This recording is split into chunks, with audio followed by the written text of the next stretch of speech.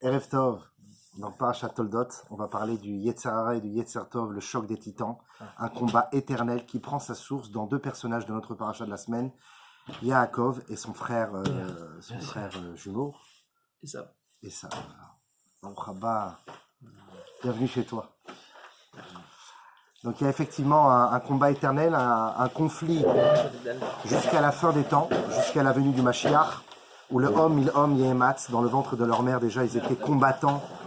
Et l'un voulait acquérir le niveau de l'autre. Les deux désiraient autant le Olam Hazé que le Olam Haba, les choses matérielles que les choses spirituelles. Et lorsqu'il y a un peuple, une des deux nations, qui prend le dessus parce que l'autre s'est affaibli dans ses convictions, alors on peut, à un certain moment, renverser la vapeur. Et c'est lorsque Esav, on va dire, prend le dessus, c'est parce qu'Israël n'est plus à 100% dans Torah et Mitzvot comme il aurait dû l'être. Et si Am Israël fait tchouva et revient à Torah et Mitzvot, alors il est plus fort que Esav. Il n'y a jamais une égalité. D'ailleurs, c'est un combat éternel qui a toujours été inégal et ça n'a jamais été équitable comme combat. On va le voir dans deux événements de combat physique, corporel entre Yaakov et Esav, et ce combat éternel entre finalement le Am Israël et les nations du monde, les 70 loups qui veulent la mort de Am Israël, ou en tout cas le changement d'état de Am Israël, d'un état divin à une religion comme une autre et qui se soumettent aux règles des nations. Ce combat-là, ce conflit-là, c'est pour ça que le conflit n'est pas que physique. Il y a d'autres nations qui ne veulent pas notre mort physique, mais ils veulent notre mort spirituelle. Celles qui veulent nous asservir sous le joug et les nouvelles modes et les tendances modernes des nations et l'assimilation. Donc c'est une autre forme de mort. Donc ce combat est éternel et on va voir que finalement il prend sa source dans ce conflit entre Yaakov et Esav depuis leur tendre enfance, depuis le ventre de leur mère. Petit A, notre paracha raconte la naissance de ces deux frères, deux contraires, deux opposants, l'un combattant l'autre. Regardez petit 1 à gauche, Bereshit Kaf E. On dirait la marque de restaurant en Israël, tu sais, café. Bon, souvenez-vous de ce passouk. Vayetze Arishon Admoni, le premier des deux frères est sorti rougeâtre. Kulo Ka'aderet Sehar, entièrement rempli de cheveux. Veikru Shmo Esav, ils ont appelé son nom Esav. On va voir si c'est les gens qui l'ont appelé Esav, est-ce que c'est ses parents qui l'ont appelé Esav. Vacharechen Yatsa Achiv, et ensuite après lui est sorti son frère.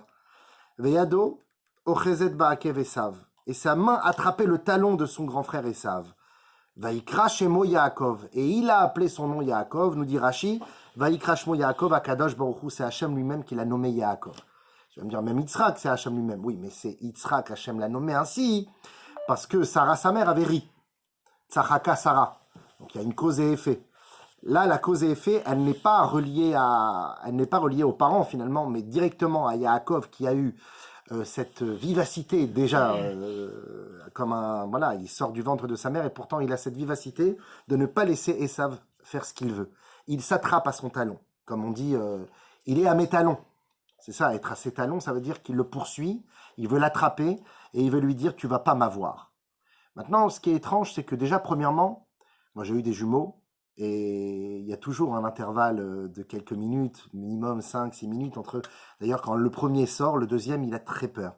Parce qu'il a l'impression qu'on lui a enlevé une partie de lui-même. Il était dans le cocon avec son petit frère ou avec sa petite sœur, ou son grand frère, sa grande sœur. Et finalement, il se retrouve donc tout seul. Donc il a très peur et c'est souvent un moment d'angoisse où le bébé peut... ça peut causer quelques complications. Donc il y a toujours un retard sur le deuxième qui arrive. C'est stressant. Pour nous, ça a été un petit peu stressant, mais bon, Hachem, ça s'est bien passé à la fin. En tout cas, qu'un enfant sorte juste après l'autre, c'est pas humain, c'est pas physique. Et puis qu'il attrape au talon. Je me dis qu'il attrape à son doigt ou sa jambe. Vous savez, les bébés, quand la première fois j'ai eu ma première fille, elle est sortie après quelques jours, le pédiatre est venu la visiter. Et le pédiatre, il l'attrape, on dirait un morceau de poulet, il fait du nunchaku avec, déjà, t'es choqué. Je dis, calmez-vous, docteur, vous inquiétez pas. Et il la prend comme ça, elle attrape ses doigts et il la lève, il lui fait faire des tractions.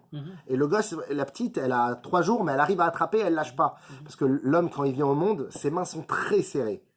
Alors que quand il part de ce monde, après 120 ans, si tu veux en bonne santé, eh bien, les mains restent ouvertes. Parce qu'il a toute une vie pour apprendre à ouvrir ses mains, à partager, à échanger, à se dire que ce qu'il a, c'est pas que pour lui, mais c'est aussi pour donner. Kadosh Baruch Hu lui a donné pour qu'il rende. Donc il va apprendre petit à petit à ouvrir ses mains tout au long de sa vie. C'est pour ça qu'il vient au monde les mains serrées et il part de ce monde les mains ouvertes. Maintenant, cette position de Yaakov, d'attraper un talon, c'est vrai qu'un enfant est très fort, il est très puissant au niveau de sa poignée lors de sa naissance. Mais attraper le talon, vous avez déjà attrapé D'abord, ça ne s'attrape pas un talon. C'est arrondi, c'est bizarre, ça n'a pas de forme. C'est pas comme un ballon où tu peux étendre tous tes doigts et toute ta paumée sur le ballon, comme au rugby par exemple ou au basket. Là, c'est tout petit. Comment ça s'attrape un talon? C'est bizarre quand même. Donc en réalité, il y a un sens très profond dans la poursuite de Yaakov, la poursuite que Yaakov entreprend contre Esav, et il l'attrape précisément à son talon. Il aurait pu l'attraper autre part, mais c'est son talon. Et c'est ce qu'on va essayer de découvrir ensemble. Et finalement, cette astuce de Yaakov est le fruit de la réussite dans notre Avodat Hashem pour pouvoir combattre notre Yetzer Hara, nos mauvaises pulsions, de savoir attraper le talon finalement des mauvaises pulsions. Et on va essayer de découvrir ça ensemble. La scène du talon qui mena Hachem à le nommer Yaakov est le fondement de tout. C'est un grand yesod. C'est-à-dire que finalement, cette histoire-là du talon de l'enfant qui sort après son frère, c'est un fondement essentiel dans le judaïsme et dans notre Avodat Hashem et dans notre épanouissement de juif. Tu as une feuille, mon frère? Ce premier combat finalement d'attraper le talon de son frère a eu lieu à nouveau des années plus tard où les deux étaient adultes, vaccinés. Yaakov avait déjà eu 13 enfants, 12 garçons et une fille. Il revenait en Eretz Israël pour rencontrer son frère et pour faire finalement la paix. Mais avant qu'il le rencontre, il y a une scène terrible. C'est la scène du combat de l'ange d'Esav contre Yaakov. Esav, vous savez que chaque nation possède un ange, mais la Gemara a même dit qu'il n'y existe pas même une brindille qui ne possède pas un ange qui lui dit de pousser. L'ange de Mitzraïm s'est interposé entre Am Israël et la mer pour dire à Hachem pourquoi tu les sauves. Eux aussi, ils ont été idolâtres en Égypte, donc ils n'ont aucun mérite d'être sauvés. Ils sont autant idolâtres que finalement que les Égyptiens. Donc il y a toujours un ange dans chaque nation. Et l'ange d'Esav, c'est un ange destructeur, c'est un ange de Chabala, c'est un démon en quelque sorte qui a été envoyé par la tribu spirituelle d'Esav, parce qu'il ne faut pas oublier qu'Esav, c'était pas seulement un bourrin, c'était le fils de Yaakov Avinu, de Yitzhak Avinu, il avait une très grande kedusha qu'il n'a pas pu exploiter, mais au potentiel extraordinaire. C'est pour ça que Yitzhak avait son dévolu sur lui. Il voyait en lui une grande âme, et il aimait Yitzhak. Yitzhak aimait Esav parce qu'il savait qu'un jour ça allait devenir grandiose. Mais c'est à long terme. C'est pour ça que les hommes, ils ont toujours un côté imaginatif à long terme. Et tu viens, tu racontes à ta femme, tu veux faire des grandes choses, tu veux changer le monde, et puis à un moment elle t'écoute, elle te dit très bien, il n'y a pas de problème, on va faire. Pour l'instant, on va me jeter les poubelles. Tu vois, elle te ramène à la réalité. La femme, elle est beaucoup plus finalement terre à terre, et c'est pour ça qu'elle arrive à faire 4, 5, 8 choses en même temps. Alors que nous, on n'y arrive pas. Parce qu'on veut déjà imaginer à quoi ressemblerait la prochaine situation. La femme, elle arrive finalement à se focaliser et à finaliser les choses parce qu'elle se concentre sur ces choses. Et Rivka, à l'encontre de Yitzhak, avait une vision plus actualisée, mise à jour. Pour l'instant, c'est Yaakov qui est tzaddik. Esav peut-être un jour. Ve'alu Moshim be'ar Tzion lishpot et Esav. Un jour viendra où Esav sera élevé par le Mashiach et comme on dit, la tête d'Esav va rouler au pied de son père Yitzhak. Donc c'est vrai qu'effectivement, viendra un jour où il y aura une grandeur chez Esav. Mais pour l'instant, c'est pas le cas. Et vaut mieux miser sur le cheval de course qui pour l'instant sait courir et pas sur le petit poulain qui vient de naître. Donc c'est pour ça qu'Rivka dit à son mari, non, c'est Yaakov qu'on va laisser partir. Alors juste une petite parenthèse avant qu'on continue. Yitzhak, c'est le père. Rivka, la mère. Kadosh Baruch Hu, il est ni père ni mère. Kadosh Baruch Hu, il est les deux. Et pourtant, il est souvent appelé Avinu Sheba Shamayim, notre père qui est dans les cieux. Ish Milchama, un homme de guerre. Hashem Elokeinu, Hashem Echad, et pas Achat. Donc on voit que la plupart du temps, il est masculin. Parce que l'essentiel, c'est le masculin chez Hashem, mais il a aussi un côté féminin, si on peut dire ainsi. Yitzhak, pourquoi il aimait Esav, nous dit le Pasuk, Vayehav Yitzhak et Esav, Kitsaïd Befiv. Il aimait Yitzhak aimait Esav pour une raison bien spécifique, car il lui apportait du gibier. Nos sages nous disent c'est pas seulement à manger en réalité. Il lui a apporté Befiv, on avait déjà pris ça il y a quelques années. Befiv, ça veut dire qu'il lui apportait, il donnait de la valeur à la bouche. La bouche, c'est-à-dire ce qui sort donc la Torah, la Tfila, et ce qui rentre, c'est-à-dire savoir freiner nos pulsions animales et de nourriture. Donc il lui apportait finalement des satisfactions par rapport à Yaakov qui était constamment dans l'attente, étudiant la Torah tout seul, un peu introverti finalement Yaakov. C'est pour ça que d'ailleurs sa mère va le pousser à devenir l'inverse de sa nature. Il a une nature d'homme pur, naïf, et sa mère va lui demander de devenir un trompeur, un tricheur. Et il va devoir voler les brachot. Elle va le pousser vers ses retranchements. C'est pour ça qu'une mère ou un parent souvent nous pousse vers des choses qu'on n'a pas envie d'être. Et celle qui prend leur place après un certain nombre d'années, c'est notre épouse. Elle nous pousse aussi, merci beaucoup, vers nos retranchements, et elle nous pousse à faire des choses qu'on n'a pas envie de faire, parce que ici se trouve notre mission. C'est là où on n'a pas envie de faire quelque chose, que c'est là où il y a la mission. Alors Rabbi a dit un jour, la mitzvah où tu as plus de difficultés à faire, tu n'aimes pas faire cette mitzvah, c'est peut-être pour cela que tu as été amené dans ce monde en réincarnation, pour compléter les mitzvot que l'autre vie précédente n'avait pas finalisées. Faux. Donc Yitzhak, il aimait Esav pour une raison spécifique. Or, il est écrit dans le Pirkei Avot que quelqu'un qui aime son prochain, ou même son épouse et ses enfants, évidemment, à plus forte raison, pour une raison spécifique, le jour où la raison disparaît, l'amour disparaît aussi. J'aime ma femme parce qu'elle est belle, et si elle change? J'aime ma femme parce qu'elle est intelligente, et si elle change? J'aime mon fils parce qu'il me donne satisfaction, il amène des bonnes notes, il est gentil, il est sage. Et si demain il fait le foufou, qu'est-ce que tu fais? On l'aime quand même. On l'aime quand même, on est d'accord. Donc on voit bien que le véritable amour, c'est un amour sans raison. Celui qui te répond « Pourquoi t'aimes ta femme ?» et il te répond « Je sais pas », c'est une bonne réponse. S'il dit pourquoi il l'aime, ça veut dire qu'il a un intérêt, et le jour où cet intérêt disparaît, l'amour disparaît. Yitzhak, il aimait ça pour un intérêt précis. Il lui apportait quelque chose. Alors que Rivka, Ohevet et Yaakov, point. Rivka aimait Yaakov sans plus. Elle ne donnait pas de raison à son amour. Rivka aimait Yaakov. Alors revenons. Hachem, il est ni homme ni femme, mais il est plus homme que femme. On a dit dans la Torah, il est plus présent en tant que masculin. C'est pour ça qu'Hachem, il attend de toi que tu lui apportes. Hachem, il attend de toi que tu lui donnes Tsaïd Befiv, de la chasse dans sa bouche. Torah, Tfila, Avodat Hachem. Il t'aime en retour par intérêt. Et c'est pour ça qu'il te donne 613 mitzvot. Et il te dit, ne crois pas que je vais t'aimer follement si tu m'apportes pas le mitzvot. Parce que je suis Yitzhak, moi je suis un homme. Mais comme Hachem, il n'est pas qu'un homme, il est aussi une femme. Donc il a aussi le niveau de Rivka, d'aimer son fils sans aucune raison. Rivka, Ohevet et Yaakov. C'est pour ça que nous, on doit s'efforcer d'être un enfant qui apportons à notre Père, qui est dans les cieux, satisfaction. On doit s'efforcer à l'être. Et si malheureusement des fois on faillit à notre tâche, il ne faut pas désespérer. Parce que Hachem nous aime pas seulement pour ce que l'on fait, mais aussi et surtout pour ce que l'on est. Comme Rivka qui aimait Yaakov sans raison. Il y a une différence alors dans ce cas-là entre l'amour d'un enfant et l'amour d'une femme. Ah, totalement. Bien sûr. Parce qu'un enfant, peu importe, on peut l'aimer qu'il soit bon ou mauvais. Bien sûr. Une femme, si elle change, on ne l'aimera pas forcément de la En fait, même la façon. différence, c'est qu'avec ta femme, ça va être un travail de toute une vie, qui peut-être ne sera jamais finalisé. Parce que Veniyu Basar Echad, il y a marqué à propos du couple, ils deviendront une seule chair, mais ils deviendront, c'est au futur, c'est avec beaucoup de travail. Alors que l'enfant, c'est C'est inné. son sang. C'est direct, c'est direct. C'est un neshama qui a été décalqué, c'est ta vie, c'est maintenant, il me dit, mais Talel, mais Karov. Amen. Je peux te poser juste une question. Bien sûr. Quand Je tu disais- m'épose. Non, Non, ça vas-y. correspond à... Ok. Quand tout à l'heure tu disais, la femme, elle est... Tu disais, T'as envie d'un petit cours sur le couple, toi, hein? Non, rien à voir. Non, tu disais la femme, elle est... Je sais plus ce que tu disais sur la femme, mais tu faisais une comparaison entre l'homme et la femme. Mais l'homme a plus de patience que la femme. Alors non, Plus l'homme... de choses en même temps. Ouais. Là, en fait... Parce qu'à un moment, tu as dit un truc, je sais pas si tu vois de quoi Ouais, je parle. ouais, ouais. L'homme, il est plus réfléchi que la Regarde. femme. Il La y femme, a elle le est plus fond dure, elle est plus... et il y a la forme. Il y a l'essence, ou plutôt le côté intrinsèque des choses, et l'expression de ce fond-là. Souvent, on dit les femmes sont sensibles, elles sont douces, elles ont de l'empathie, etc. Que l'on appelle dans la Kabbalah la mida du chesed, la bonté. Et l'homme, c'est plutôt la gvura, bah oui, c'est la carapace, c'est la protection de sa famille. Il doit être rigoureux, il doit être sérieux, et il doit pas fléchir, il doit pas lâcher une larme, il doit être fort.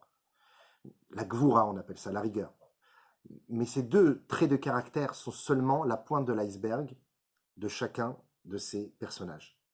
En réalité, dans le fond, ils sont exactement l'inverse. L'homme, en réalité, dans le fond, est encore plus sensible que la femme. Oui, moi j'ai entendu que l'homme il sort de la terre. Attends une seconde.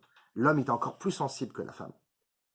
Il est encore plus chesed que la femme. Et c'est pour ça qu'il va dévoiler une mida de gvoura, de rigueur à l'extérieur. Alors que la femme, comme elle est justement hyper gvoura à l'intérieur, elle va devoir réveiller une mida de chesed à l'extérieur. Et c'est pas pour rien. C'est parce que la femme, elle est capable de se limiter, elle est capable d'accepter des situations que l'homme n'arrive pas à accepter. Prenons les choses de manière un petit peu rigolote. Mais une femme, elle peut avoir 42 fièvres, et la maison, elle continue à tourner. Parce qu'elle a une rigueur, une structure, elle n'arrive plus à... Je parle maintenant dans la globalité, comment devrait être la femme, et pas comment la femme est devenue actuellement, selon les mœurs actuelles de l'Occident. Je parle comment elle devrait être dans son absolu, et comment l'homme devrait être dans son absolu. La femme, elle arrive à contrôler beaucoup plus ses pulsions que l'homme. Elle arrive à accepter des situations difficiles, alors que l'homme, il perd facilement pied quand il est face à des choses qui lui compliquent la vie. Alors ça ne veut pas dire que c'est tout le temps comme ça, c'est parce qu'on a tous une partie féminine et une partie masculine en nous. Donc des fois ça s'échange, des fois tu as des femmes, ce sont des hommes, et des fois tu as des hommes, ce sont des femmes. Donc on ne peut pas faire une véritable généralité sur les personnages, mais sur la globalité de l'idée, il y a effectivement des femmes qui arrivent à faire certaines choses que les hommes n'arrivent pas à le faire et vice-versa. Bon. Ça maintenant c'est par rapport à cette idée de Yitzhak, de Rivka, d'aimer son fils pour un intérêt ou pas. Mais ce que j'ai voulu amener, c'est surtout le Yesod que Yitzhak avait porté son dévolu sur Esav, qui était capable de grandes choses. Et comme il était capable de grandes choses, donc c'est devenu un grand homme, qu'on le veuille ou pas. Esav, c'est quand même le père de Édom. Et Édom, c'est Rome. Et Rome, c'est l'Empire latin. Et l'Empire latin, c'est la France, et l'autre, tout l'Occident. Donc Esav, c'est géant en réalité. Donc Esav, c'est un grand personnage, et c'est pour ça qu'il est capable d'avoir un ange aussi grand que lui. Si, bien sûr, bien plus encore. Et il l'envoie contre qui? Contre son frère Yaakov. Si tu es un homme, pourquoi tu viens à 10?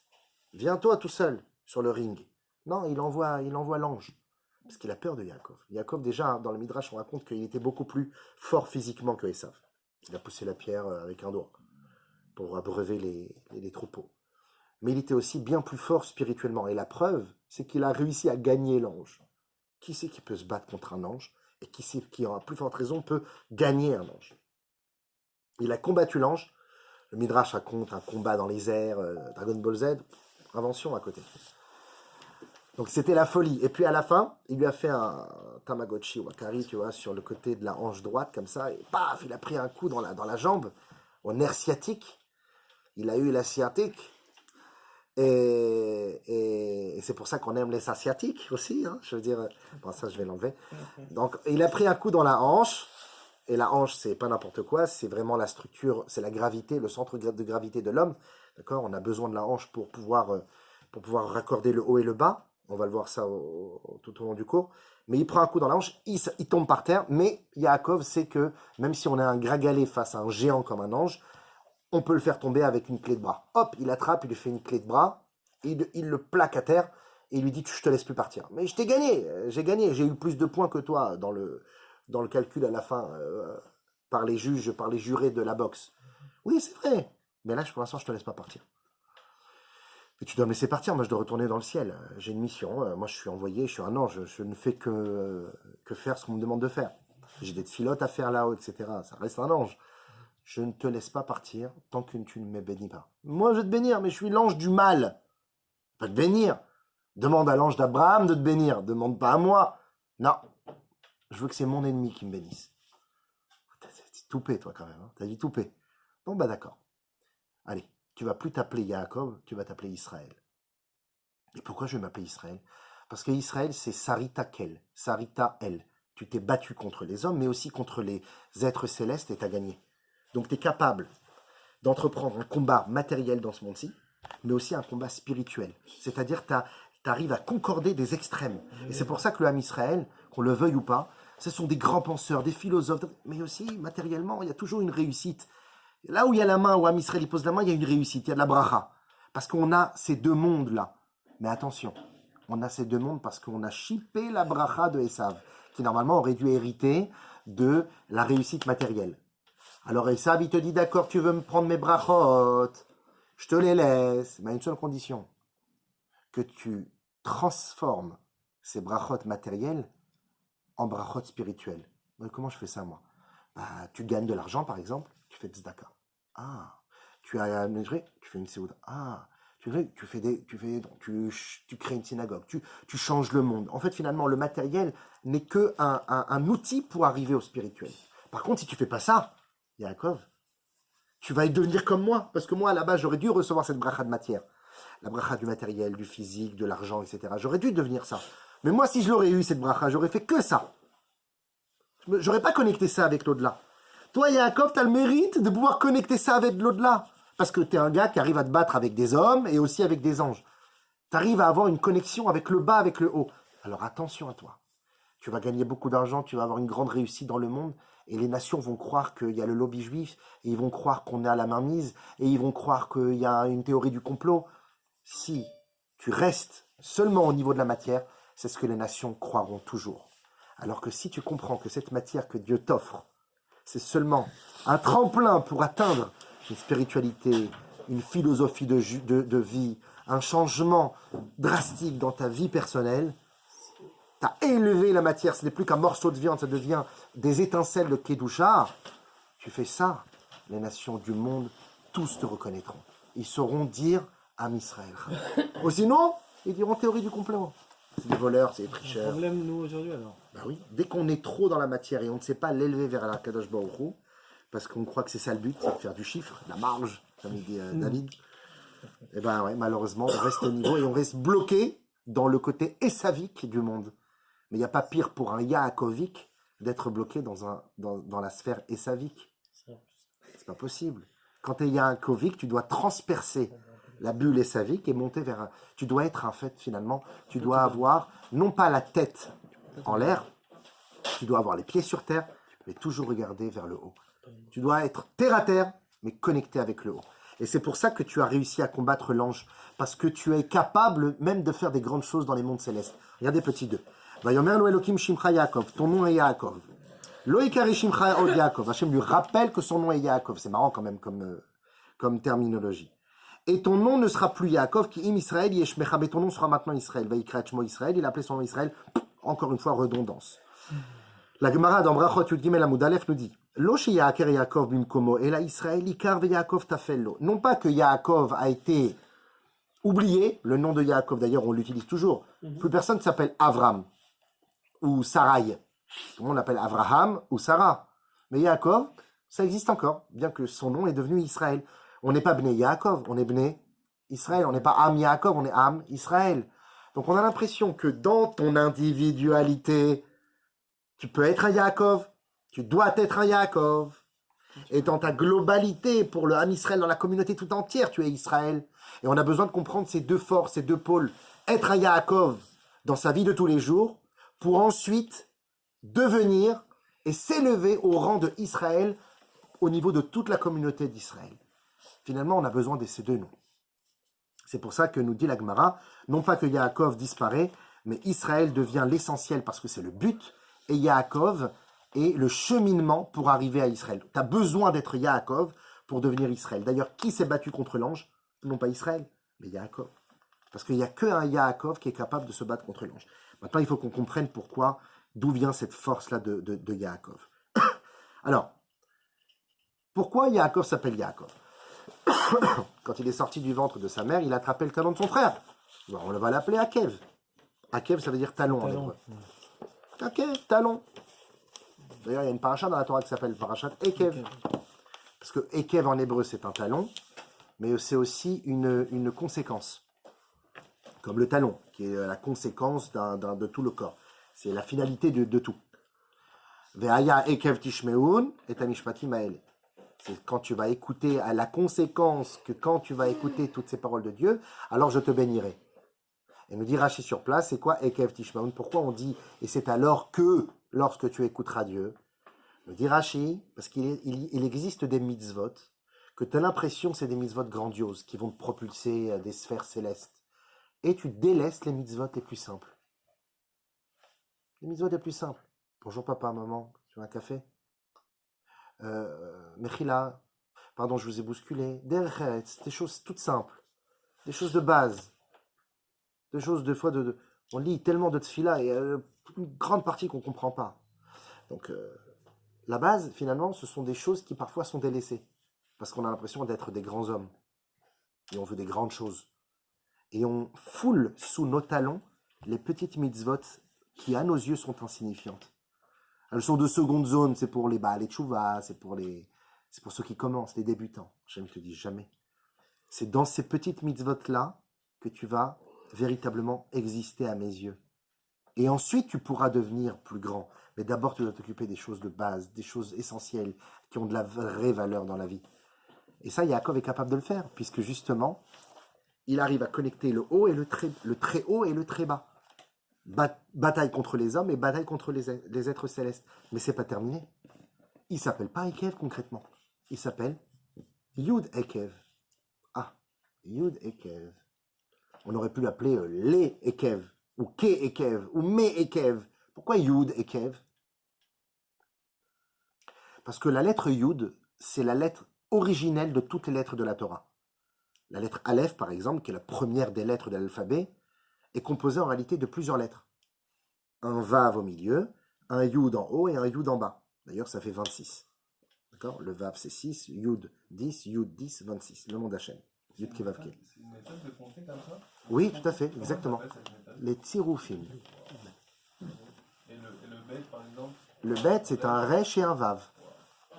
Le Lamed, c'est un Vav et un Kaf. Etc., etc. Et on a comme ça, toutes les lettres de la Torah, en réalité, ce sont des Tsiroufim. Sauf que, pour pouvoir faire des Tsiroufim, des connotations de lettres comme ça, les unes après les autres, des formules finalement, il faut bien qu'il y ait une lettre originelle. C'est laquelle? Le Yud. Parce que c'est le point. C'est la lettre la plus petite de la Torah. Et c'est pas pour rien que... Il est déjà écrit. Déjà, il va marcher. Non. D'ailleurs, si vous superposez On a le... d'autres, on en a d'autres. Non, mais il marche plus. Si vous superposez le tétragramme divin, d'accord, on a déjà vu ça plusieurs fois.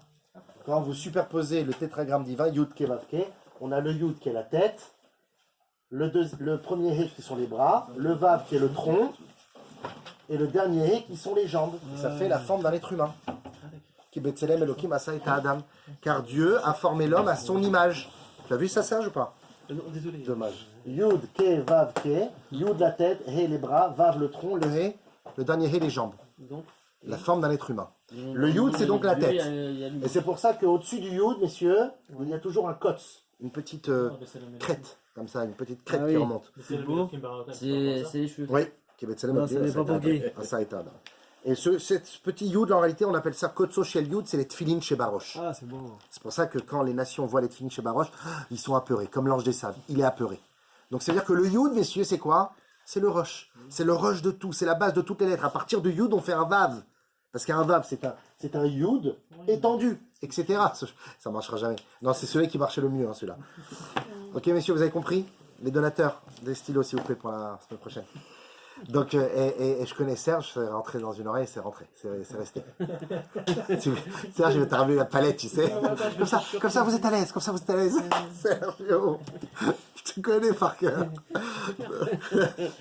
Donc, il y a donc une très grande force, puissance dans le Yud. D'accord? Ça, c'est le Yud. C'est pas pour rien qu'on s'appelle Yudi. Et c'est pas pour rien que un très très grand maître s'appelait Yoda. Enfin, je plaisante. Et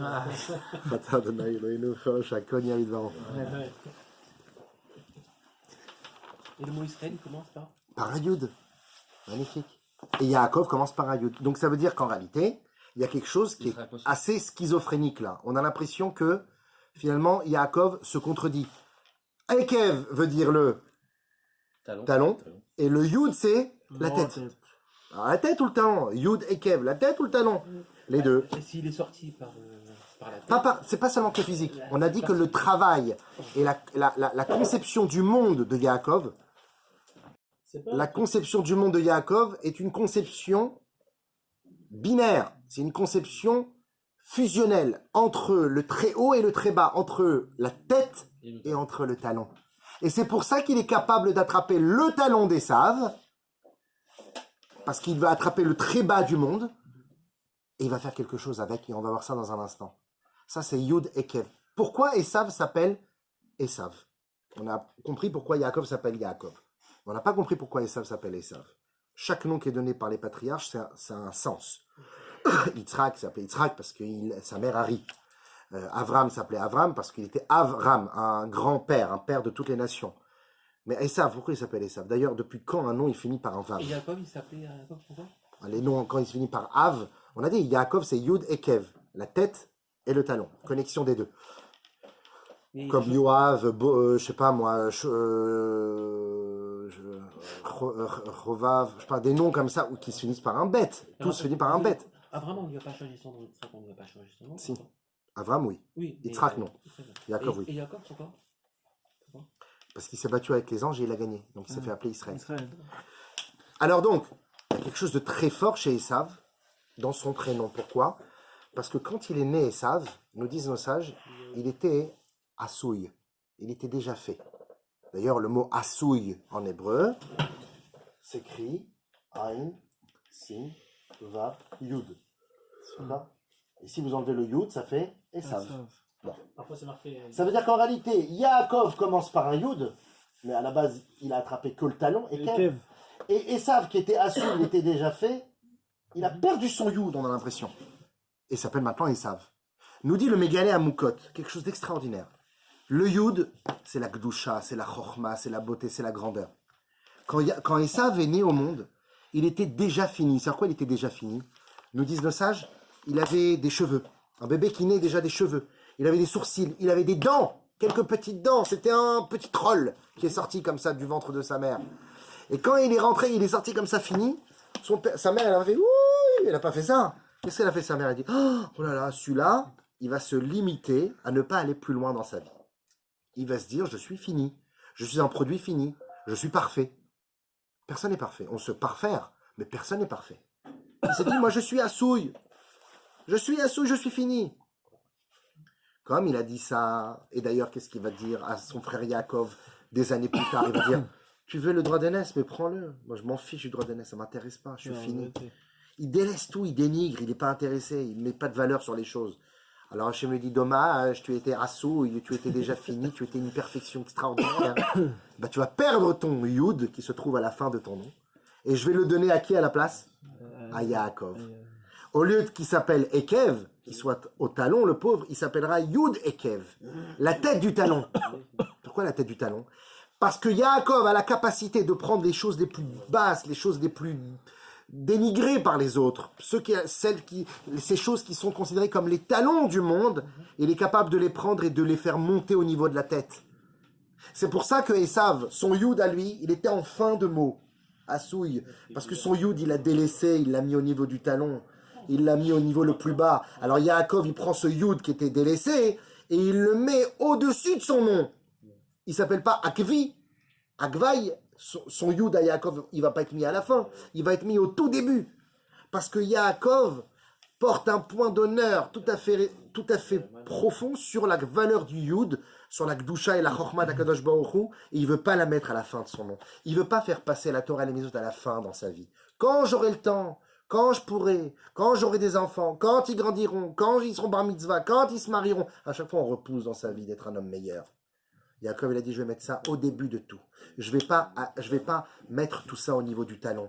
Je vais pas abandonner tout ça au dernier niveau de ma vie. Je veux le mettre au début de ma vie, à la tête de tout, dans tous mes actes et mes pensées et mes actions et mes paroles. C'est pour ça qu'il se fait appeler Ekev avec un Yud au début. Qu'est-ce que tu veux dire? Parfois on marque avec un Yud. Parce que parfois, Esav, il peut réintégrer le Yud en lui. Et c'est pas toujours le cas. C'est pour ça que ça dépend. Comme on a dit, des fois, les nations du monde peuvent prendre le dessus. Donc des fois, ils peuvent récupérer le Yud. D'ailleurs, on va le voir tout à l'heure, mais nos sages nous disent que quand l'ange d'Esav, il a attaqué Yaakov dans la hanche, c'est pour lui enlever, c'est-à-dire que le récupérer, son Yud. C'est-à-dire qu'il pourrait avoir un meilleur caractère que nous, carrément. Ah, mais complètement. Même pas égalité, c'est un meilleur caractère. Mais sur quoi se base l'Église? Sur quoi s'est basée l'Église? Monsieur. Sa Yetzirah, monothéisme, c'est- Sur quoi sa Sur quoi c'est monothéisme. basé? Pas de business? Non, Ah d'accord, pardon. ma femme elle est en panne de belle Ah avant ma ville. En panne de quoi Yetzirah, non je plaisante. Laisse tomber. de batterie. De batterie. Bah, Voilà, dans la voiture. Ah, bah, Shlom Bayit, vas-y, hein. Tu seras... T'as des câbles Ouais. Chez les câbles. Le monothéisme. Vas-y. Le monothéisme. Ouais, shoot. Je t'en fous au pire. Hein. Lui C'est... qui a regardé une Tout, petite tout série est sur volonté, le téléphone, tout il est voulu fait par mal. Hachem. Le monothéisme. Ah, ça, c'est qu'on était 10. Les chrétiens, qu'est-ce qu'ils Ah, ont bien. dit? On était le peuple élu, on l'a perdu. Change-lui la batterie. Parce que pour eux, on aurait pu devenir grand avec le Yud de Ekev, et on a perdu ce Yud. Et c'est pour ça que pour eux, l'Occident récupère le Yud perdu et pense former une nouvelle religion. Et pendant très longtemps, ils l'ont pensé. Aujourd'hui, ça commence à s'affaiblir. C'est en train de reprendre un petit peu un renouveau, mais C'est parce que concrètement. les gens ne se sentent pas bien. Ils essayent de retrouver un renouveau parce que il y a trop d'haine dans le monde. C'est ça. C'est tout. Ça veut dire combien? Il y a un rapport. En fait, on dirait que c'est un mot qui parle du futur. Yaakov. Yaakov. Yeakev. C'est comme si que... Ouais, c'est vrai. Bah, parce que c'est parce que l'inverse avec Esav, c'est que Esav, il vit au passé. Je suis fini. Ça y est, j'ai mon cours de Gemara par semaine. Ça y est, je suis marié. Ça y est, j'ai mes enfants. Ça y est, j'ai acheté une maison. Ça y est, j'ai fait un travail. Ça y est, je fais ma tefila tous les matins. Il est constamment dans le ça y est. C'est pour ça qu'il se finit, en fait. Il s'auto-finit.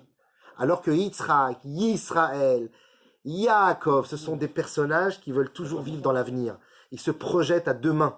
Ils veulent continuer déjà à faire de nouvelles choses demain. Ah, ça y est, c'est fini. Allez, on pense à la prochaine fête Il y maintenant. a assez et assez. Exactement. Yéasé et Assoui. Bravo. Assoui, c'est qui se limite. Yéasé, c'est qui veut faire davantage. Et c'est pas pour rien que Yaakov va attraper quoi?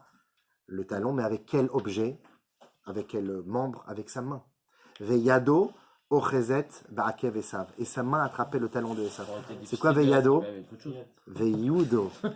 Veyudo Ochezet, Ba'akev Esav. Il attrape le Yud qui se trouve sur le talon de Esav. En réalité, messieurs, grand chidouche.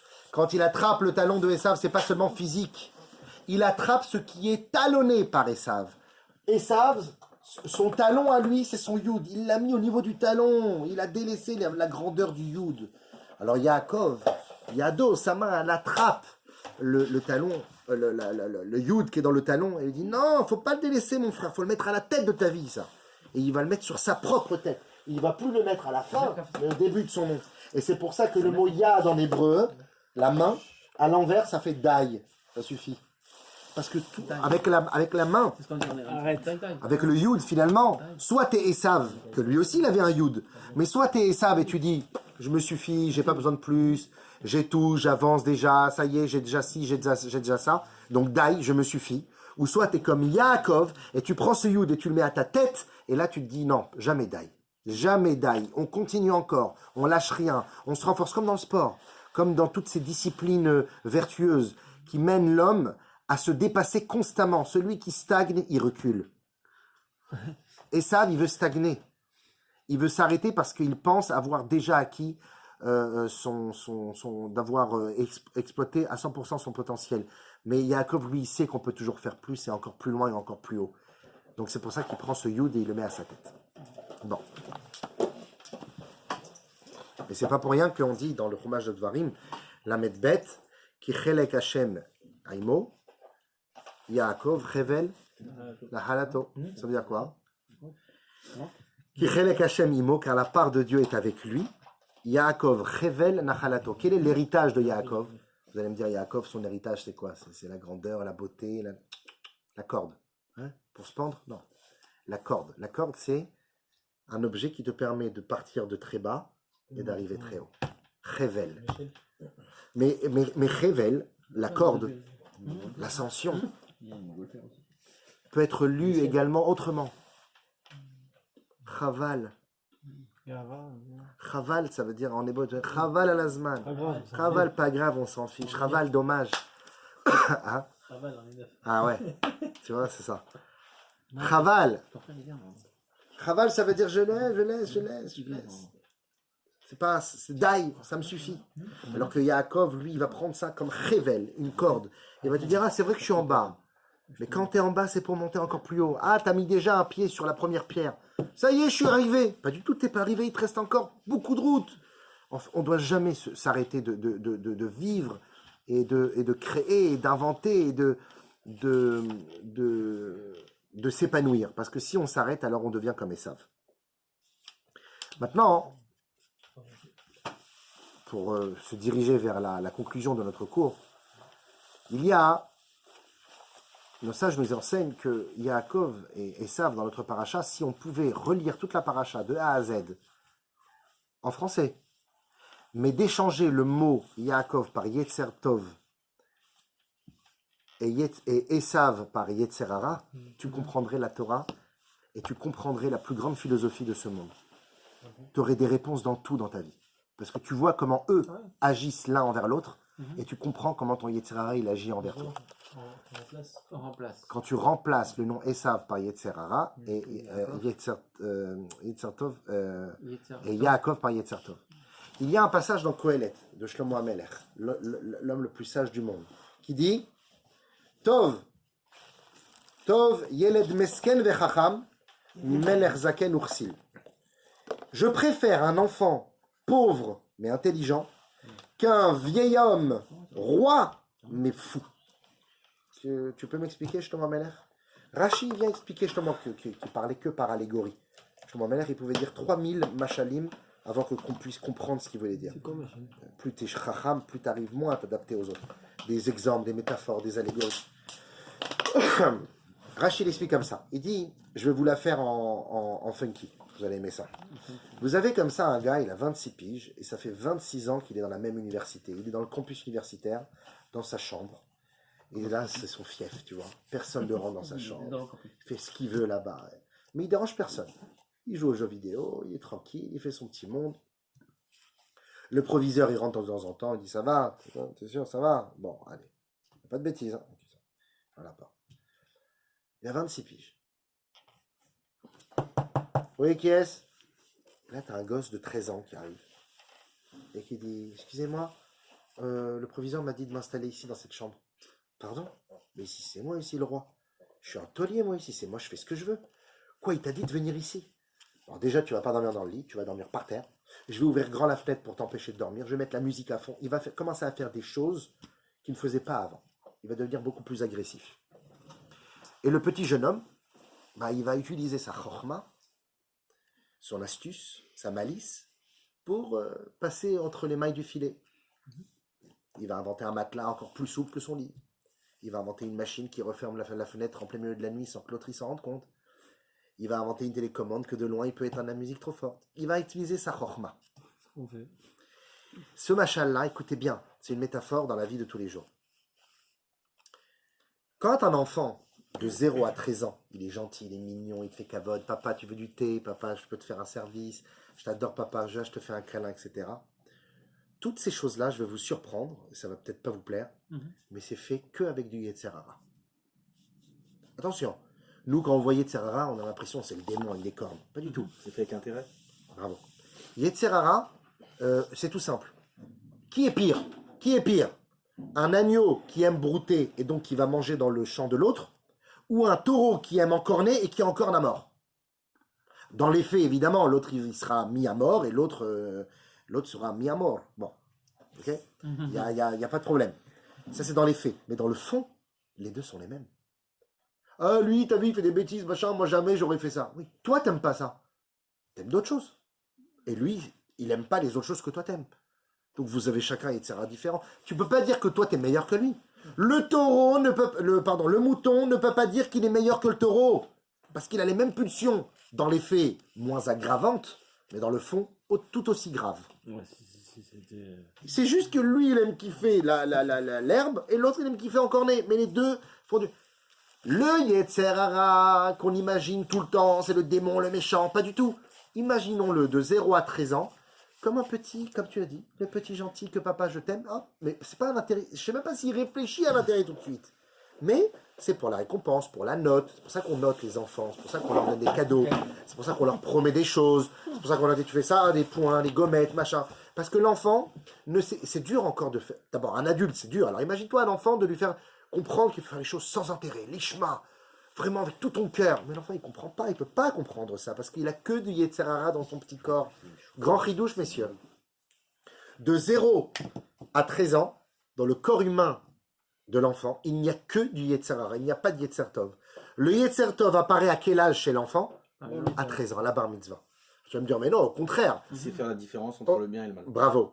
Il dit au contraire, à l'âge de 13 ans, c'est là où on devrait dire que le Yetzer Hara est rentré. Parce que jusqu'à 13 ans, il était mignon. Et à 13 ans, il commence à faire l'adolescent et à faire des bêtises et tout. Donc ça veut dire que c'est maintenant qu'il range le Yetzer Hara. Non, non, non. Avant, c'était un Yetzer Hara mignon. C'était un petit mouton qui broutait. Ah, maintenant, pourquoi il est devenu un taureau depuis 13 ans? Parce que est arrivé le Yetzer Tov. Le petit geek, le petit nerd qui rentre dans la chambre du campus et qui dit « On m'a demandé de m'installer ici. » Quoi? Mais c'est ma chambre ici. Et il va commencer à mettre la musique à fond, il va ouvrir les fenêtres, il va faire du mal, il va lui dire « Tu t'allonges par terre, je m'en fiche. » Mais t'es agressif, toi t'étais pas comme ça avant. Parce qu'avant, personne ne me dérangeait.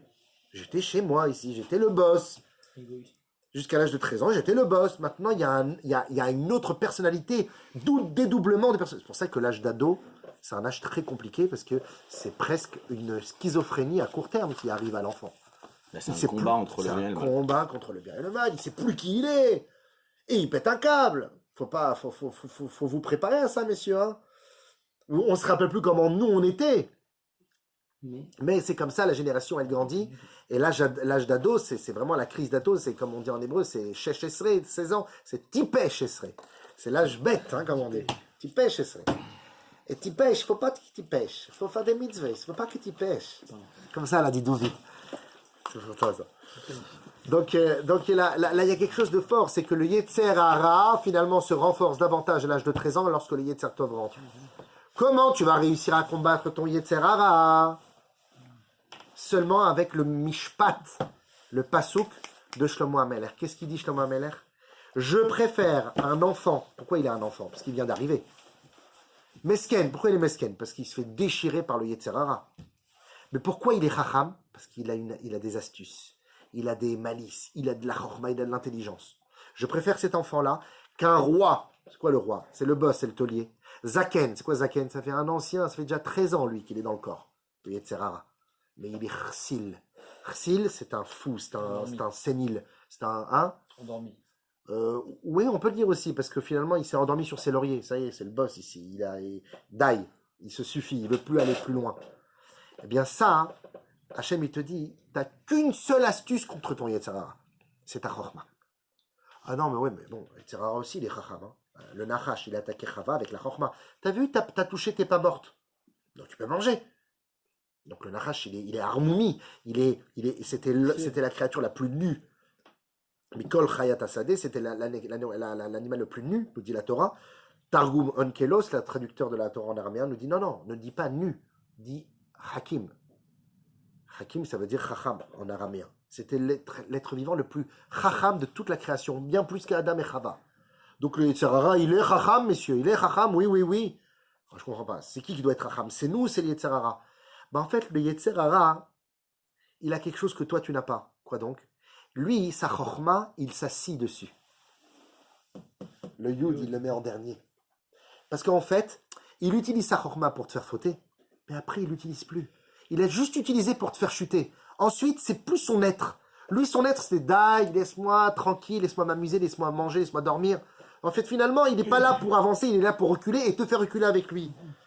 Alors que toi, tu as quelque chose en plus. Tu prends ce yud-là, tu lui retires à son Yetzer Hara, tu lui dis à ton Yetzer Hara, t'as voulu être Chacham, t'as voulu être Yud, parce que Yud, on sait que c'est la Chorma. C'est pas pour rien que dans une des phrases du chant de Rabbi Shimon Bar Yochai, Yud Chorma Keduma. Yud Chorma Keduma, la plus grande des Chorma, c'est le Yud. Akadosh Baruch Hu, il a tout créé à partir du Yud. Le Yud, c'est la plus grande des sagesses. Et cette sagesse-là, le Nachash, ou le Nachash, le Yetzer Hara, le Satan ou Esav, c'est toute la même entité en réalité, utilise ce Yud pour la malice, pour te faire chuter. Et il te dit, vas-y, prends, de toute façon, on vit qu'une fois, vas-y, kiffe ta vie, personne ne le saura. Et là, à l'autre côté, tu as le Yetzer Tov, qui lui, il te dit, non, au contraire, tout le monde le saura. Mais non, personne ne le saura. Mais si, chaque chose est su. Aujourd'hui, on vit dans une génération qui accomplit les prophéties de la Torah où il est écrit que Akadosh Baruch Hu, il est devant toi et chaque chose il visionne, chaque chose il entend et chaque chose il note dans son agenda. Un jour, il te le ressort. Aujourd'hui, on vit cette prophétie. Aujourd'hui, les gens, 20 ans en arrière, ils ont fait des bêtises, paf, alors 20 ans. Ils ont fait tchouva, ça va. Oui, si tu fais tchouva, c'est bien. Mais si tu fais pas de tchouva, tu dis, ah, de toute façon, c'est derrière moi. C'est-à-dire, 20 ans, 30 ans plus tard, mais des si on fois, le fait plus- les gars, ils vont en prison parce qu'ils ont fait des bêtises quand ils étaient plus jeunes. Oui, c'est vrai. Et plus encore, c'est finalement cette manière de vivre, de se dire que de toute façon, je fais ce que je veux, puisque demain on va mourir, donc profitons de la vie. Le Yetzer Tov, il te dit justement, tu veux survivre, agis dans le bien, parce que c'est Akadosh Baruch Hu qui te donne la vie. Akadosh Baruch Hu, il va te récompenser, il va voir ce que tu fais. Et même si parfois tu dois passer par des épreuves, tu vas relever ta tête parce que tu as la foi en lui et tu vas réussir ta vie. Le Yetzer Tov, finalement, il te dit attention, chaque chose est notée dans le livre. Aujourd'hui, tu te fais pirater sur ton téléphone, paf, la caméra, elle s'allume toute seule par le pirate. Oui, bien sûr. C'est pour ça qu'aujourd'hui, il y a des ordinateurs avec un cache pour la petite webcam. C'est pas une blague, hein. N'importe qui, moi j'ai un beau-frère qui est un peu geek comme ça, il s'est trifouillé dans les ordinateurs. Un jour, il m'a toc toc toc toc, il est rentré dans mon compte bancaire. Quoi? Il m'a dit ouais, je peux. Je le ferai pas, parce que c'est très grave si je me fais choper. Mais je peux. Et il peut rentrer dans mon téléphone, qu'elle s'allume comme ça la caméra. Et donc me filmer à mon insu. Imaginez-vous un ordinateur dans une chambre à coucher. Voilà, on peut aller loin. Et après ça, utiliser ça contre les gens. Donc c'est terrible, on peut pirater un ordinateur et savoir ce qu'il y a dedans, ce que tu caches, etc. Eh bien ça, c'est la prophétie qui se réalise. Chaque chose est notée, chaque chose est visionnée, chaque chose est entendue par Hachem, et tout est écrit dans le livre. Fais tchouva. Si tu fais tchouva, Hachem après il te protège de la honte, et etc. Il te gomme. Mais en tout cas, ce qui est sûr et certain, c'est qu'Akadosh Baruch Hu, il laisse rien passer, même s'il te laisse un peu de temps pour faire tchouva, il ne laisse rien passer. Comme avec les anges, quand il les a fait envoyer à Sédom, ils sont arrivés les Et Erev, au soir. Rachid disent, mais Avram, il habitait à côté de Sédom. Ils sont venus le matin. Ils arrivent à midi à Sédom. Pourquoi ils arrivent le soir? Parce qu'Hachem les a retenus. Il dit, non, ne partez pas tout de suite. Peut-être qu'ils vont faire tchouva entre-temps. 120 ans pour construire une teva. L'arche de Noé. Oui, pour leur donner du temps pour faire tchouva. 120 ans. Hachem a demandé 120 ans de la construction. En fait, finalement, Hachem, il nous laisse le temps. Mais il faut qu'on prenne conscience de cela. Et il n'y a qu'une seule chose, messieurs, qui peut nous aider à combattre tout cela. La chokhma, la sagesse. Quand il n'y a pas de sagesse, il y a de la bêtise. Comment? C'est quoi? C'est l'intelligence alors? L'intelligence, c'est une faculté innée. La sagesse, c'est déjà quelque chose que tu travailles. Voilà. C'est pas la même chose. Il y a des enfants, ils sont intelligents, mais ils ne sont pas sages. Voilà. Qui sont Et les gens qui exactement. Après, il faut que ça se travaille. Et quel est notre chokhma à nous, à Israël? On a un code de triche par rapport à toutes les autres sciences qui existent. C'est le yud. Tu as tout compris. C'est bon. C'est ça. Nous, on a le yud, c'est la chokhma. Et ce yud-là, c'est quoi? Limoud ha Torah. Limoud ha Torah, quand tu étudies encore et encore, comme nous dit la Gemara de Kiddushim Lamed Amoud Bet. 30b. Qu'est-ce qu'elle nous dit la Gemara? Banaï, fiston, Barati Yetzerara. J'ai créé un Yetzerara. Alors pourquoi tu as créé un Yetzerara? Pour mettre des bâtons dans les roues? Non. Pour te projeter à quelque chose de plus grand que si tu n'avais pas eu de Yetzerara. Parce que quand tu n'as pas de Yetzerara, comme tu as dit tout à l'heure, tu n'as pas la notion du bien et du mal, tu n'as pas de challenge. Je te projette pour que tu puisses découvrir des choses que tu n'imaginais pas en toi. Ok, mais bon, c'est dur. Ah non, mon fils. Je t'ai créé un médicament qui va avec. Je t'ai créé un antidote. Et j'ai même créé l'antidote avant la maladie. Je ne comprends pas. Alors pourquoi créer la maladie? Parce que la maladie te permettra d'avoir envie d'aller chercher l'antidote. C'est ça en fait, c'est la transition entre la maladie et l'antidote qui est intéressant. C'est ni la maladie et c'est ni l'antidote. Des fois, il n'y a pas d'antidote. Ben, il y a toujours. L'antidote, non, je parle spirituellement dans notre Avodat Hashem, on ne parle pas maintenant de physiquement. Tu as raison, on n'a pas encore tout découvert, bien qu'on s'approche à ça. Mais il y a un antidote pour combattre son Esav qui est à l'intérieur de nous. Le combat, il ne se fait qu'avec... Voilà, le combat psychologique ne se fait qu'avec l'aide de la Limouda Torah, de nos Chachamim, de nos Rabbanim. C'est pas pour rien que la Torah elle te dit « Assez les Harav ». Tu dois te faire un Rav. Le Orchot Tzadikim, dans sa Hagdama, dans son introduction, il dit « Comment un homme peut-il assurer une survie de juif sans Rav ?» Un Rav, c'est pas le rabbin de la communauté. Un Rav, ça peut être même un ami. Attitré. Quelqu'un qui a un peu de Torah, minimum, mais quelqu'un qui peut te donner une aide philosophique, ce que l'on appelle aujourd'hui, qui est de plus en plus démocratisé, qui il y a encore 10 ans était considéré comme une folie en France, un psychologue.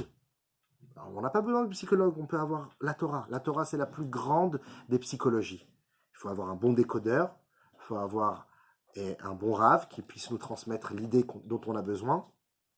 C'est pour ça que faire un Rav, c'est pas facile. Assez les Rav, c'est fais-toi un Rav, c'est fais-toi d'abord. Trouve-toi qui tu es et tu trouveras ton Rav qui t'est adapté. Tu ne vas pas en apprendre n'importe lequel comme ça. Je ne suis pas en train de faire ma promotion. Chacun doit trouver son Rav. Chacun doit travailler son propre Rav. C'est une carte, là. Ah, vous l'avez déjà. Dans ma manche.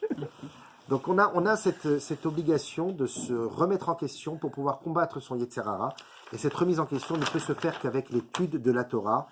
Comme nous dit Shlomo Amelech, regardez petit 5. C'est marre, je vous ai promis qu'on finira à 10h15, on finira à 10h15, ne vous inquiétez pas, même si on n'est qu'au numéro 5, hein, ne stressez pas. Ah bon si tu fais de 5 à 12 après, c'est pas grave.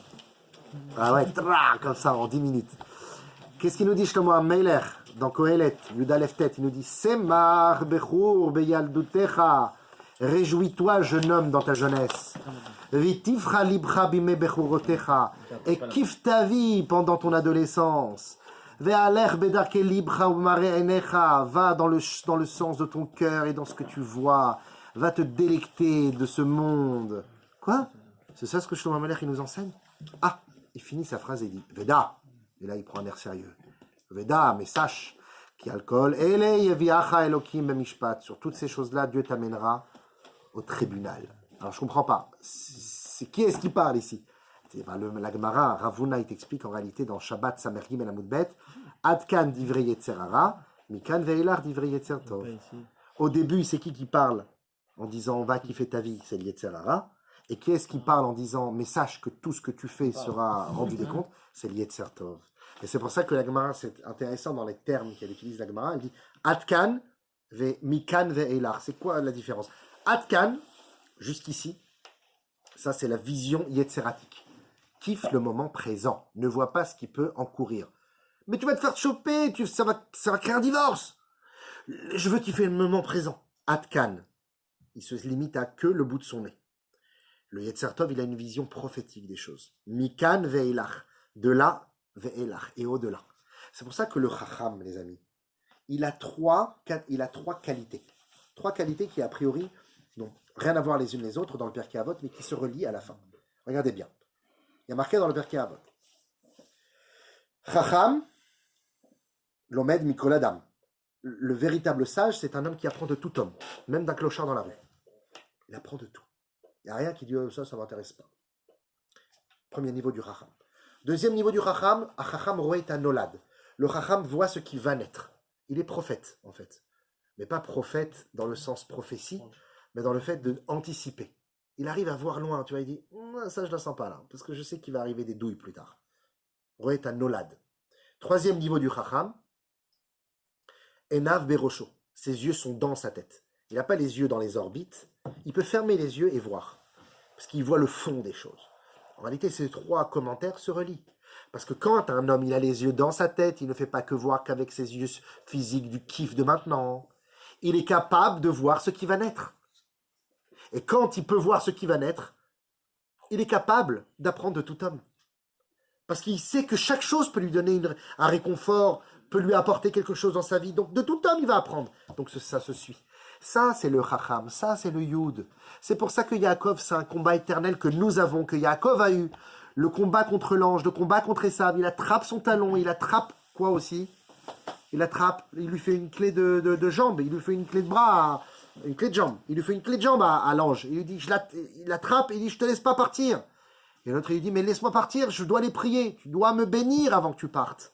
Pourquoi moi je dois te bénir? Que le mal te bénisse? Oui. Je veux qu'à la fin, le Yetzer Hara se transforme en Yetzer Tov. Je veux à la fin que le mal se transforme en bien, que l'obscurité se transforme en lumière. Je veux que le Ekev devienne Yud, que le talon devienne Yud. Et c'est pour ça que le mot Israël en hébreu, si vous inversez les lettres, ça Ça s'éteint à chaque fois. Ah non, c'est pour ça que le mot Israël en hébreu, si vous inversez la lettre, ça fait li roche. Pour moi, la tête. Parce que Yaakov est en train de dire à Esav, tout ce que tu crois délaisser en disant Dai, Dai, ça suffit, j'ai pas besoin de plus, laisse-moi kiffer, Dai, que le moment présent, je veux pas voir loin. Eh bien, le Yetzer Tov est capable de te prendre ce niveau-là. Magnifique. Bruchim Abaim. Atzadikim. Hachamim. Dixième. Dixième. Quel dixième? Je veux dire qu'il part. On pourrait faire. Il va venir, au contraire. On À pourrait moins qu'il a peut-être qu'il a prié. Il pourrait Elle vient de faire. venir. Il est en retard. Il attrape comme ça son youd. Il lui attrape son youd. Et il le met où? Sur sa tête. Toi, tu as laissé ton youd dans le talon, mais moi, je le mets sur ma tête. C'est pour ça qu'il dit li roche. Pour moi, je le mets sur la tête. D'ailleurs, li roche, c'est quoi li? C'est lamed youd. Les youd roche. Tout ça pour transformer le youd de la chorma, que toi, tu as voulu utiliser ça comme de la malice. Moi, j'utilise ça pour la chorma, la gdusha, l'intelligence qui voit loin, qui va te dire non, retiens-toi, contrôle tes pulsions, parce que tout ce que tu fais, c'est noté. Akadosh Baruch Hu, il voit. Akadosh Baruch Hu, ensuite, il t'amène au jugement. Il faut se contrôler, et on se contrôle seulement qu'avec la chorma, cette force du youd qui nous protège en voyant loin. Et c'est la raison pour laquelle, et je terminerai avec ça, c'est la raison pour laquelle le chose très très importante, c'est que le chinour c'est magnifique, mais le shalom bayit est encore plus important que le chinour. Parce que le véritable chinour, c'est d'être un exemple vivant.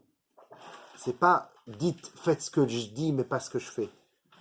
Le vrai chinour, c'est d'être d'abord quelqu'un. Et l'enfant, il le sait que tu es vraiment. Il sait quand tu lui demandes, fais ci, fais ça, parce que c'est la religion, mais en réalité, toi, tu n'es pas convaincu. Tu ne peux pas convaincre si tu n'es pas convaincu. Tu ne peux pas passionner si tu n'es pas passionnant. C'est pour ça qu'un shalom bayit fort, que l'enfant il voit ça, ça va construire plus tard un enfant qui va respecter ses maîtres, qui va respecter son épouse, qui va lui-même à la fin respecter ses enfants. Et ça, cette anticipation de voir loin constamment, d'être un petit peu un scruteur d'horizon, de ne pas se limiter qu'au bout de son nez, ça c'est la chorma de Yaakov. Et il met ce yud au début de son ekev, au début de son talon, parce qu'il ne veut pas délaisser les choses qui sont considérées comme des talons, il ne veut pas les laisser entre les mains de Esav. Et pour terminer, c'est pour ça que, à propos de Esav, il est dit, Vaye Esav ish yodea tsaïd. Esav était un homme qui connaissait la chasse. Qui connaissait la chasse. On aurait dû dire ish tsaïd, un homme chasseur. Vas-y, yodea tsaïd, connaissait la chasse. Nous dit Targumon Kelos, ou le Targum Yonatan Ben Uziel, qui sont les traducteurs de la Torah en araméen, mais qui leurs traductions sont quasiment comme une prophétie, nous disent Vehava Esav Gevir Nachash Yarchan. Esav était un homme, Nachash Yarchan. Nachash Yarchan, c'est un homme qui connaît la chasse. Nachash Yarchan, c'est de l'araméen. Nachash Yarchan. Nachash Yarchan. Nachash, le serpent. Yarchan, Yerech. Yerech, c'est la hanche de Esav, de Yaakov. En fait, c'est ça, il m'attaque à ma hanche. Le Yetzer Hara, il ne va jamais t'attaquer dans les principes où tu es solide. Il va t'attraper dans ton centre de gravité, là où justement tu peux être faible. Il t'attaque ni à la tête, ni aux pieds. Finalement, il t'attaque à la hanche. C'est là où il est beaucoup plus vicieux. T'attaquer au talon, tu peux lui écraser la tête. Mais si t'attaques à la hanche, comment tu fais? Ça te déséquilibre. Il te reste qu'une seule chose à faire. Plus maintenant d'utiliser ta chorma, mais de lui dire, Yetzer Hara, ange d'Esav, tu m'as attaqué à la hanche, je t'attrape et je te laisse pas partir. Quoi? Je te laisse pas partir tant que tu me bénis. Tant que tu ne me bénis pas, je te laisse pas partir. Comment tu fais ça dans ta vie de tous les jours? Il y a deux manières. Soit tu dis à ton Yetzer Hara, moi j'ai une chorma plus forte que toi, tu veux m'amener au foot, ou tu veux m'amener à aller manger un steak. Non, je vais aller étudier la Torah avec ma chorma. Premier niveau. Et le deuxième niveau, c'est quoi? C'est que il t'attaque à la hanche, tu lui dis non, je veux que tu me bénisses. C'est quoi que tu me bénisses? Je vais aller avec toi au steak, je vais aller avec toi au foot, et là-bas on va faire un shiur. Et après la Séouda, on va faire un Birkat Amazon, on va faire un Shabrachot. Et après, on va transformer la matérialité en spiritualité. Je ne vais pas la délaisser, elle ne va pas devenir mon ennemi, elle va devenir mon allié. Ça, c'est le deuxième niveau de Yaakov. Et c'est pour ça qu'il est capable d'attraper l'ange des sables, de lui dire, je ne veux pas que personne me bénisse. Il a demandé à qui? À Abraham, son grand-père, de le bénir. Il a demandé à Yitzhak, son père, de le bénir. Il demande à l'ange du mal de le bénir. Oui, parce que c'est quand le mal lui-même prend cette apparition de lumière et de bénédiction, que finalement la bracha est encore plus haute que la bracha qui serait venue dans Tzadik. En d'autres termes, d'utiliser la matière de ce monde pour Hachem, c'est encore plus haut que de la délaisser et de s'enfermer seulement dans les 4 coudées de la Torah. Encore plus haut. Parce que celui qui fait abstinence et qui dit le Olamazé, c'est pour Esav, moi, Olamaba, dans ce monde-ci, dans mon monde à moi, dans ma bulle, c'est bien, jusqu'au jour où un jour tu pointes le bout de ton nez à l'extérieur. Oh là là, le monde il est beau, il est grand, il me donne envie. Va le conquérir ce monde, va le prendre. C'est vrai que le khatrila, on doit s'écarter de ce monde. Mais on est dans ce monde, qu'on le veuille ou pas, il nous attaque à la hanche. Eh bien, quand tu es dans le monde, au lieu que ce monde soit considéré comme ton ennemi, utilise-le comme un allié, comme un propulseur, comme un tremplin qui te permet de faire encore mieux Torah et Mitzvot. Grâce à une matérialité florissante, tu seras capable de t'élever encore plus haut vers Akadosh Baruch Hu, avec Bezrat Hashem, chacun pour nous tous, des forces pour accomplir encore plus de Mitzvot, de bonheur autour de nous, jusqu'à la venue de ma chère Tzidkenu. Amen.